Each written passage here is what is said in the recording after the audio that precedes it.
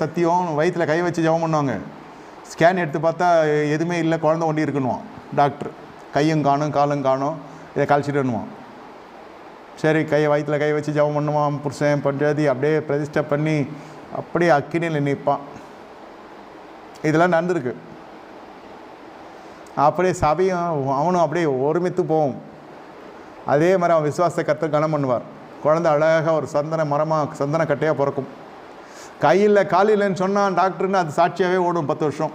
அந்த மாதிரி ஒரு சந்தோஷமான இது சந்தானராஜின்னு எதனா பேரை வச்சு எந்த சபையில் வளரும்.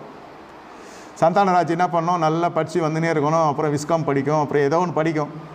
படித்து முடிச்சு சினிமாவுக்கு போயிடும். சினிமா பார்க்க போவாது, அது ஒரு நாள் பாவம் அப்படின்னு சொல்லுவான் இல்லையா. சினிமா பார்க்க பாவம்னு அது அப்படி சொல்ல. இவன் என்ன பண்ணுறான், அந்த கவர்ச்சி இந்த நடனங்களுக்கெல்லாம் மியூசிக் டைரக்டராக போயிடுறான்.